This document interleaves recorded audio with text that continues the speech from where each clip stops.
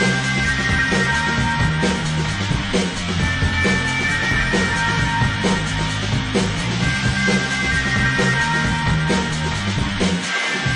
Acapulco, Mexico, this is Anarchast. Hey everybody, welcome to another edition of Anarchast, your home for anarchy on the internet. I've got a great first-time guest coming in from Los Angeles. It's Hunter Thompson of Cashflow Connections. He's very involved in real estate, and he really wanted to reach out to a lot of anarchists, libertarians out there, and let them know about the real estate market and what's going on. So we're going to get into a lot of finance, economics, investment sort of related stuff. So if that stuff's not for you, you might want to click off. But if it is for you, definitely continue to stay tuned. We're going to get into that. But before I get started, Hunter, I got to make sure you're a decent human being. How did you become an anarchist? Yeah, first of all, thanks again for having me on. It's an honor to be on here. You've had so many high-profile guests over the years, so it's an absolute honor. And I like that you start out with that because it gives you an idea of who you're working with, but also their background. And, you know, I came from a family with very conventional views.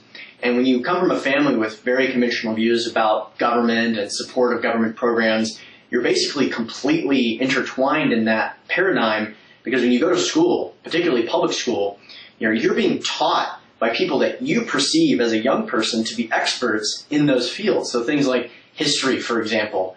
And your teachers are overwhelmingly collectivists and supporters of government programs. But when you're young like that, you don't understand that the infrastructure is completely set up, and the way that incentives work, it's completely set up. Of course, they're proponents of government programs. They're direct benefactors of a major government program. And so, you know, that is very much the case in high school, and it's similar in college. You know, I studied political science and took a lot of economics classes and never really got sincere pushback from anyone. And the reason for this is that it's challenging to get pushback when you're still involved in the paradigm. It's just a matter of a shade of gray, right? If you support government, it's just a matter of how much totalitarianism you particularly favor. And so, you know, in those years, I was very much considered myself to be an anti-war activist, 2004, 5, 6, 7, and that was really the major driving factor in what I believe from a philosophical standpoint. And it wasn't really until, Obama ran his campaign on transparency and very much anti-war and getting rid of all these slaughters that were taking place all over the country.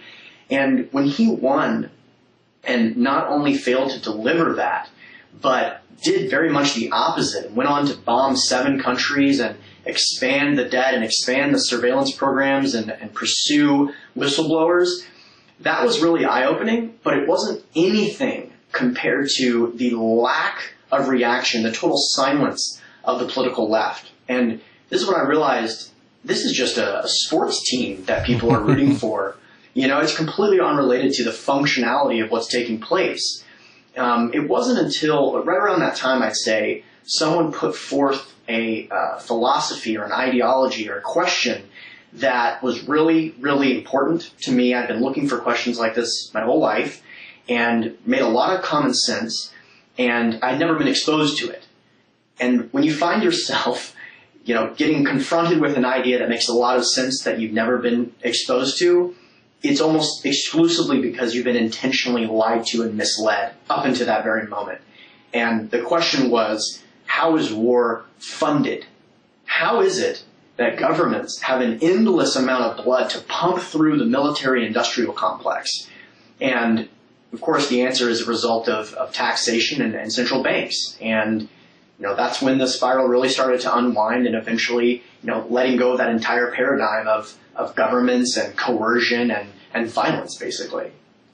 Yeah, that's great. You mentioned central banks, and of course you're quite involved in the real estate market, and we're going to get into that. And of course that's very affected by the central banks. So maybe you can expand a little bit more about what you sort of found out about central banks after you became aware of them.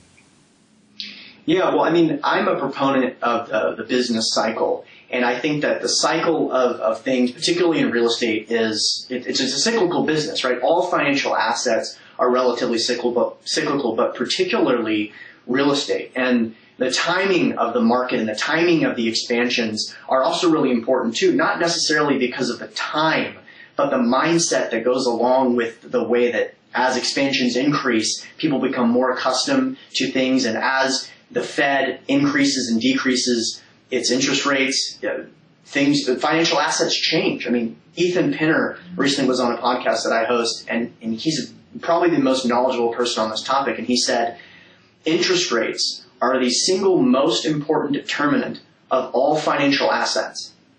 And that is a really heavy statement when you consider the fact that interest rates are entirely centrally planned. So when you see these insane booms and busts in all financial assets, and you go to read books about it, and they never say, oh, by the way, this is probably the most important piece of the puzzle, and it's an entire government monopoly. Like, you would never even know that if you didn't go to, like, the right sources. Mm-hmm. So, that was kind of my introduction into some of this stuff. But yeah, just to give you a brief answer about the central banking cartel, that's pretty much my perspective on that. Yeah, I was quite similar in that I didn't understand it at all either. Of course, they don't teach it in the government indoctrination camps where they enslave children for 12 years to learn mostly useless and false information. But it is so crucial, and that's one of the things that so many people just don't realize, and that's why I do write The Dollar Vigilante. Is a big part of it is to expose what central banks do. And I found out about it after I lost hundreds of millions of dollars during the tech bubble that I had just recently made. So it wasn't like I had it very long, but I made it all during the tech bubble in a couple of years, and then it all just disappeared overnight. And it was after that all collapsed, and after I kind of got back on my feet a little bit and started looking around going, what the heck just happened? Someone passed me the book, The Creature from Jekyll Island by G. Edward Griffin, numerous time past Anarchast guest, past Anarcho speaker, and that really just taught me so much about how all of this stuff works, and that's actually what led me down the road to starting the Dollar Vigilante, is realizing that most people just have no idea how any of this stuff works. So it's quite amazing, actually, that so many people seem to do okay investing and other things without having this knowledge. Right. Yeah, that's a good point. Yeah, like how did they even know? But that's what happens, and you pointed out the business cycle, and that's of course one of the main focuses of Austrian economics is the business cycle and how central banks affect all that. And again, you pointed out people have no idea how much central banking affects things. And you could even look at a place like Japan where they've got negative interest rates and all that sort of a thing, and how that can be directly linked to the amount of the population is going down dramatically. People just aren't having kids, and it's because it's all linked to the economy. People are like, okay, I don't know if I'm going to have a job next year. I'm not going to, it's so many things tied to it. And as you pointed out, most people have just no idea about it. So let's get into investment and stuff like that, because one of the big sort of hopes or goals of mine is to make as many anarchists as rich as possible, as wealthy as possible. And cryptocurrencies have been a huge part of that. And that's something I focus a lot on, both here at Anarchast and Dollar Vigilante. But there is other things to invest in. And of course, you always want to be a little bit diversified at the very least, because you never know what's going to happen. And, cryptocurrencies are quite new. You don't want to put all your money into that. And one of the things that I say at the Dollar Vigilante is hard assets are another really important thing. And of course, that would include gold, silver. It would also include things like real estate. But real estate's not that easy for most people. And of course, there's it's different in every location, and there's residential versus commercial, investment properties, things like that. Let's start right at the beginning on what you would sort of suggest, or what you'd kind of do even at Cash Flow Connections to, what you would recommend people, how they look at real estate. Sure. So, let's start from a big picture perspective and kind of justify my perspective on some of these topics. So, mentioned earlier the business cycle. We're currently in our 99th month of this expansion. So, since June of 2009, the expansion started. That's kind of the trough working towards the peak. And so it's been 99 months since that date. Now, to put that in perspective, since 1857, there have only been 2 expansions that were longer than 99 months. That's with 33 market cycles in that time period. And another thing to look at is a lot of economists look at the post-war period, the post-World War II period, because of the amount of changes that took place globally, but specifically in the United States. And the average expansion in the post-war period is about 58.4 months. So we're looking at almost twice the expansion period that we're currently living in. And this is why so many people are so concerned about recessions. And I was at a Mises event not too long ago where almost all of the questions had to do with when is the recession going to happen? When is the bubble going to pop? And this is why I felt so motivated to come on to programs like yours and just share this message with anarchists and libertarians. And the reality is you don't necessarily have to be completely afraid of economic corrections. If you're confident that there is going to be a correction, which of course we all should be, then you can build your portfolio around that thesis. So what I've done over the last several years is focus on recession-resistant asset classes. And these are asset classes where the demand for the product actually increases or is at least stabilized during these corrections. So I look at things like mobile home parks and self-storage facilities. And mobile home parks are kind of a great example of this because you can see how they're basically inversely correlated with the overall economy. The worse the economy does, the better mobile home parks do, and the more demand there is for that product. There's a couple of interesting things about mobile home parks in particular. First of all, a lot of them were built, or the vast majority of them were built in the 60s and the 70s as part of a veterans housing program. And originally they were kind of thought of as upscale communities, retirement homes, etc. But that has really deteriorated over the years. And now it's basically impossible to build new mobile home parks. So you have this thing going on where the more demand there is, the more affordable housing that is needed. And each year, the number of mobile home parks actually decreases because municipalities want to rezone them. And you compound this with the fact that each day, there's about 10,000 baby boomers retiring each day, and they have very, very little savings. And so they're really reliant on Social Security. But the math just isn't really in their favor. The average Social Security check is about $1,200 or $1,300 a month. And the average two-bedroom apartment in the U.S. rents for like $1,400 a month. So the math just doesn't make sense. They're not going to be able to live out their years without savings depending on Social Security. So it's just going to continue the demand for the product. And you have this really rare situation where there's increasing demand and a stagnating or decreasing supply. And that will kind of paint a picture of some of the investments I look at, one asset class in particular. Yeah, you brought up socialist insecurity, as I call it, and of course that'll be really inflated away over the next few years. Not to mention it's absolutely bankrupt. So this is going to be a huge mess when this all comes crashing down. And you also brought up an interesting point, how the central banks create the poverty that causes people to have to live in mobile home parks, and then the government comes in and regulates them so much that people can't do mobile home parks. It's like, when does the central banking and government, when do they stop ruining everything? It's just constantly. But, the good thing is narco-capitalists and people who are smart, and that's actually a sort of a mentor of mine, Doug Casey. He calls himself a speculator, and he basically has made most of his money off of seeing these issues caused by governments and central banks and speculating and investing in it. So maybe you can carry on from there. Yeah, I mean, that's a good point. And obviously Doug Casey is I'm a huge fan of his, and his perspective has definitely affected me over the years. And he's actually coming on as a guest of my podcast as well soon, which I'm extremely excited about. I don't even know how to prepare for that because of just the massive amount of information that guy has.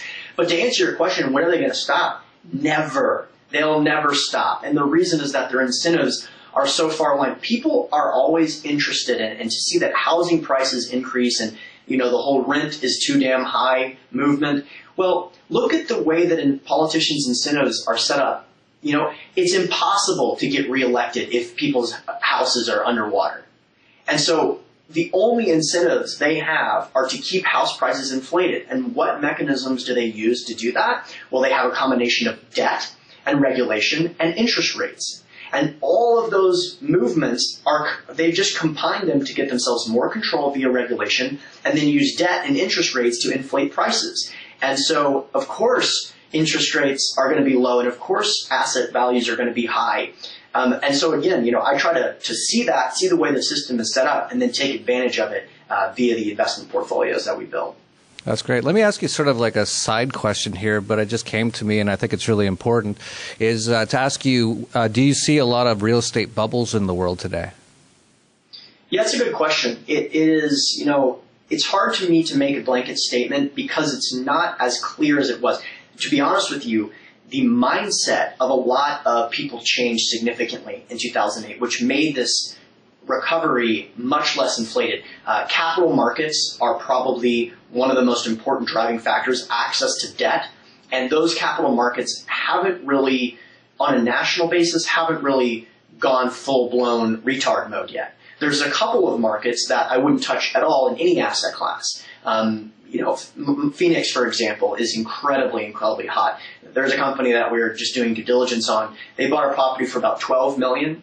They bought a property for $12 million, sold it for $22 to someone who just then sold it for $32. Now, all these companies were putting work into these properties, but I don't even need to look much further than to hear those numbers and to know that those markets, a market like that, are going to be very, very inflated. Cap rates are at all-time lows, or not all-time lows, but they're historically quite low. Interest rates are historically quite low. Occupancy rates are quite high.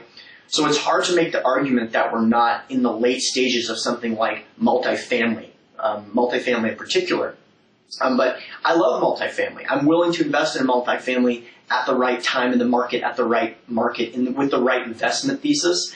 But I just don't see a lot of competitive things out there between mobile home parks and self-storage. Those are the asset classes I see opportunities on a consistent basis. And so that's the majority of my portfolio is focused on those type of assets. Well, that's really interesting. Two areas I've never even thought about investing in is mobile home parks and storage facilities. I'm a big fan of the show Trailer Park Boys. That's my only sort of experience with mobile home parks. Right. So what would you what more would you recommend? And actually, I have another side question as well. I keep having these questions pop into my mind because I don't actually get the opportunity to talk about real estate too much. It just sort of has been outside of my areas of interest and things like that. But I always hear a lot of people talking about to rent or to buy, and I'm sure there's a lot of anarchists watching right now who are wondering about should I buy a home, should I rent? And I've seen the rent to purchase sort of numbers in a lot of places, and it seems insane to be buying right now in a lot of places. Of course, every place is different, but in a lot of places it just seems insane. I was just in, where was I? I think it was Monaco or France, and they were telling me what they get for rent and what the house is worth, and the numbers made no sense whatsoever. There's like, the house is worth $15 million. I'm like, how much do you rent it out for? And they're like, $3,000 a month. And I'm like, that seems, I'll be renting, I think. Right. So tell me your thoughts on that. Yeah, I mean, you touched on it, and you really don't have to have a detail-oriented mindset when it comes to this question. It's going to be different from each person, obviously, but exactly what you just touched on. The rent-to-price ratio is pretty much the driving factor. So kind of to put some numbers to what you're alluding to, in a market like Memphis, Tennessee, for example, a property that's worth $100,000 may rent for $1,000 a month. Now, in a market like Los Angeles, a property that's worth about $500,000 may rent for $2,500 a month. So the rent-to-price ratio is much more favorable in a market like Memphis. Generally speaking, I live in LA. I'm going to probably be here for the next 10 years at least, meaning that I could justify a purchase. But in my opinion, I want to put my money where the investment makes sense, and I want to live where the weather is the best. And I know you can relate to that. So that's kind of my strategy there. It's almost as if they're unrelated. In the event that I'll buy in California when everyone else is puking, because I'm confident it's going to come back. But there's just other opportunities out there to get a stronger ROI on your money than to put a significant portion of your net worth into where you live, because it's not going to provide you with cash flow, which is really what it's all about to me. I mean, when I talk to most people, their number one goal, if you really grind them down and make them identify what their number one goal is to have their passive income pay for all of their expenses.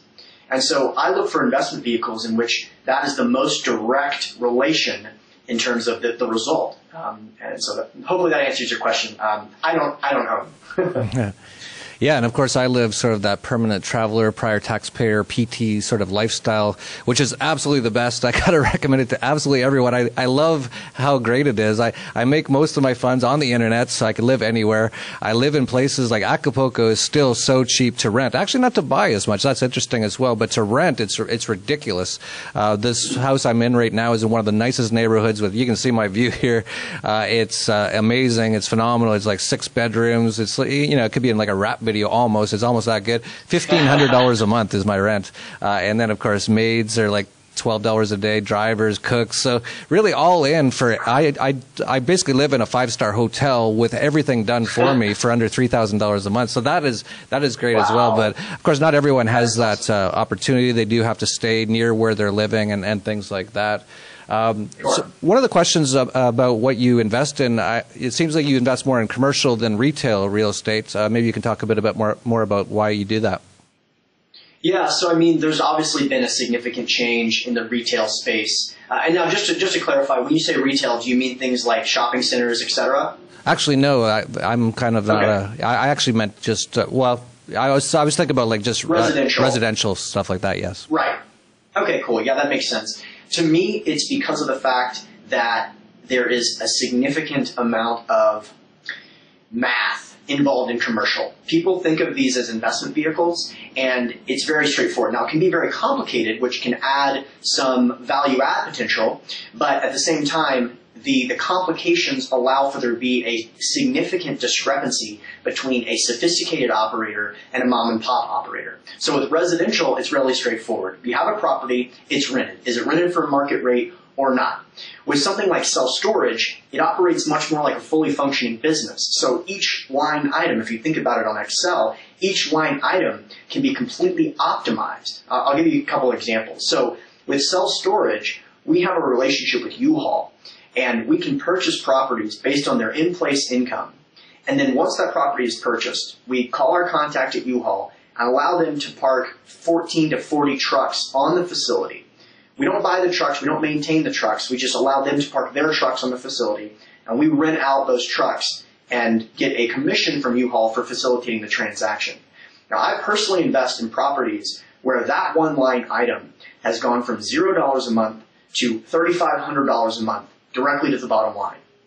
So if you're looking at that on a multiple of income basis, that's literally about $500,000 of value or more that you're adding within 6 months without any capital expenditure. I just don't see a lot of other opportunities out there where you can do something like that. And there's several other things, admin fees, merchandise sales. We bought a property not too long ago where the owner was just simply renting out his pair of scissors to any mover that needed to cut their boxes. Now, that may not really matter that much on a cash flow basis, right? That's $7 a pair of scissors or something like that. But that can show you the mindset of some of these operators out there. It's a very fragmented business. So there's a tremendous amount of mismanagement, and you can buy those properties based on in-place income, implement these strategies which have been tested over decades through dozens of properties, and it really adds value to the property. And again, relatively low risk in terms of the lack of capital expenditure. So I'm always looking for risk-adjusted returns, and that U-Haul strategy can give you an idea of risk-adjusted. The worst-case scenario, no one rents them. We give the trucks back. It's kind of a no-brainer. They're not all that easy, but that's kind of that can give you an idea of what I'm looking for when I try to justify looking at the more complicated asset classes like self-storage. And for people out there who are watching and thinking, hey, that's a really interesting idea to invest in mobile home parks or storage facilities, how do you go about that? I wouldn't even know how to do that. How do you go about doing that? Sure. So this is where my business really creates that opportunity. So a lot of the stuff that I've talked about related to investments, this makes sense from a big picture perspective. You could read an ebook in 45 minutes and grasp these concepts, but the reality is the execution of these strategies is really what's critical. So for me, we have built relationships with the most effective managers in the country, people that own hundreds of millions of dollars of real estate, that are top 50 in the country in terms of assets under management, et cetera. And we actually conduct due diligence. We invest alongside of our investors and actually vet these opportunities. Of course, investors need to do their own due diligence, but we're there to facilitate this transaction so that they can be passive investors without having to go out and buy a property themselves. Because particularly with something like self-storage, the key is to leverage other people's expertise in the business rather than try to do it yourself. Now you can, if you're trying to do that yourself, I'd be happy to help you out on that route. But my personal strategy is to leverage other people's time, energy, and expertise and their access to credit. I certainly wouldn't be able to get a $30 million loan to purchase some of these properties. So we leverage experts' expertise, and people get to spend the time doing what they like. That's the whole goal, is a passive investment. So if someone's sitting there right now and they want to invest in some of these things, like where should they go to, or what should they do? Yeah, sure. So, I I would say number one, big picture perspective, education. You have to go on the internet, look at deals, listen to podcasts. There's so much free education. I mean, I don't even know how much value you'd put on some of the content you put out particularly in terms of cryptocurrencies. I mean, you've had people that have millions of dollars of net worth come on. So what does that mean? It's millions of dollars of free information. And so, that's similar to what we provide. We have a podcast where I interview people that have hundreds of millions of dollars of assets, meaning that they're just on the call with me talking for an hour about detail-oriented conversations, and you can get a feel for that. I'd say that when you're looking at passive investments as well, you're depending on someone else's expertise. You're depending on their whole criteria. So for me, the major source of due diligence comes by identifying the person, the personality, and who you're making a bet on. And there's a lot of ways that you can kind of identify that, but the key is just to see if they're putting themselves in a position to underpromise and overdeliver, or the opposite. Because one is amazing, the other is completely unacceptable, and that's really what a lot of the due diligence is based on. Yeah, it seems every business comes down to people, and that it's sort of like a cliche thing, but it almost always seems to be that way. Even cryptocurrencies, as technical as they are, you want to find the top sort of people and sort of stick with them, and that's people like Dan Larimer has been on Anarcast, has been speaking at Anarcho and stuff like that. You just find the top, the best people, and put your money with them. What are your thoughts outside of real estate in terms of things like gold, silver, cryptocurrencies? Yeah, so, this is something that comes up a lot, particularly with the hard metals in libertarian circles. And I completely understand, basically people are, from a big picture perspective, it's a hedge against inflation. But really, a lot of it comes from people want to be able to sleep at night knowing they're not going to be inflated into non-existence. I would say that, looking at the track record of gold, in terms of, well, first of all, my goal is very straightforward, to provide cash flow. So gold doesn't provide me cash flow. However, that may not be exactly your goal. Looking at appreciation has, let's say, 5% or 4% for gold, depending on when you look at the time horizon, over the last 100 years or so. Silver, right around 3% or so. But most people aren't investing in those assets for their appreciation. They're investing for their peace of mind, which I completely relate to.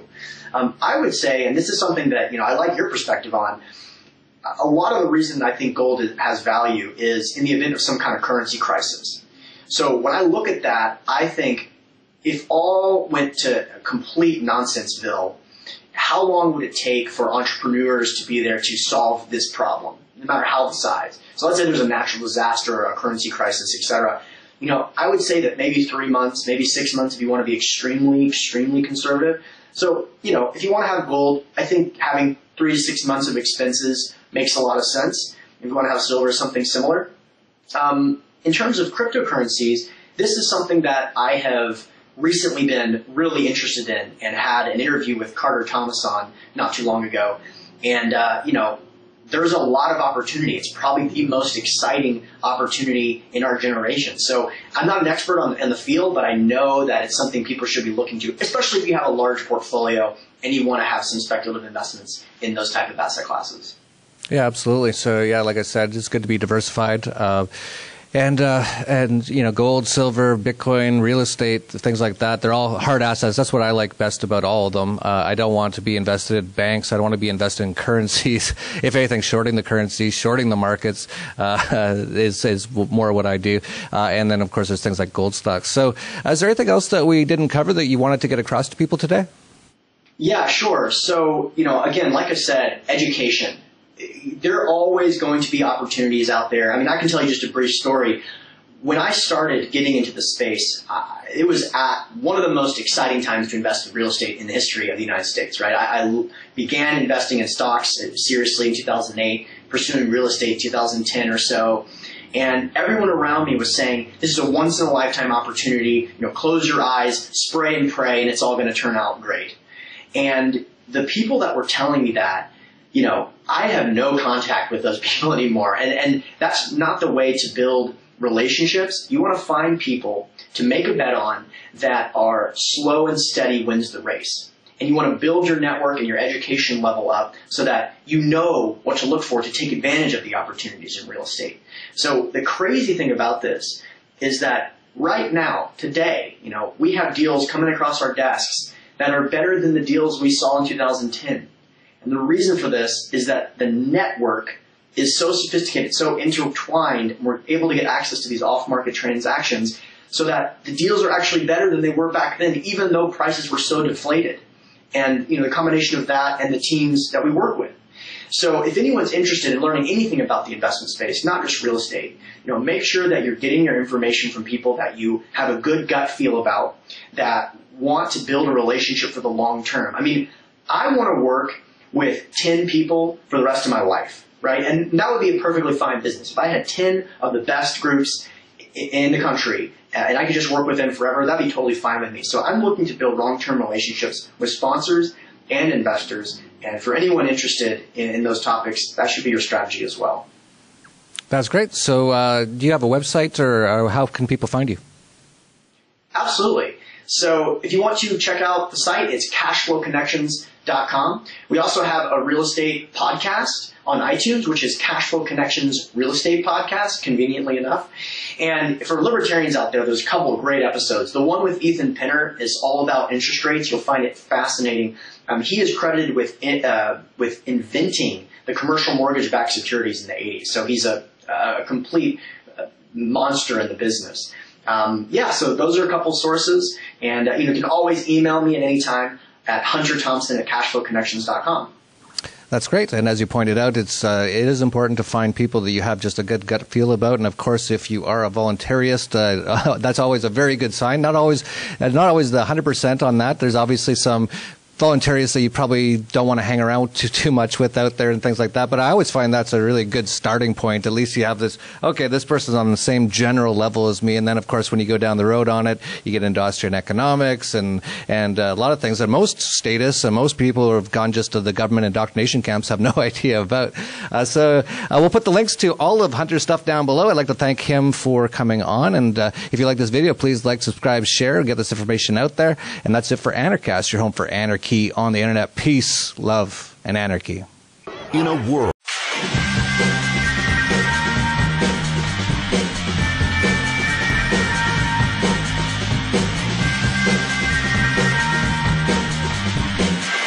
from Acapulco, Mexico, this is Anarchast. Hey everybody, welcome to another edition of Anarchast, your home for anarchy on the internet. I've got a great first-time guest coming in from Los Angeles. It's Hunter Thompson of Cashflow Connections. He's very involved in real estate, and he really wanted to reach out to a lot of anarchists, libertarians out there, and let them know about the real estate market and what's going on. So we're going to get into a lot of finance, economics, investment sort of related stuff. So if that stuff's not for you, you might want to click off. But if it is for you, definitely continue to stay tuned. We're going to get into that. But before I get started, Hunter, I got to make sure you're a decent human being. How did you become an anarchist?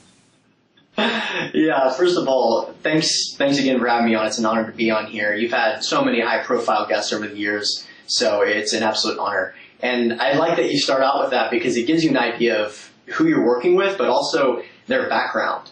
And, I came from a family with very conventional views. And when you come from a family with very conventional views about government... Media, fuck the banks, fuck drone strikes, fuck tanks, fuck hunger, fuck war, fuck ignoring of the poor, fuck the left, fuck the right, fuck the government. Thank you, thank you, thank you, thank you.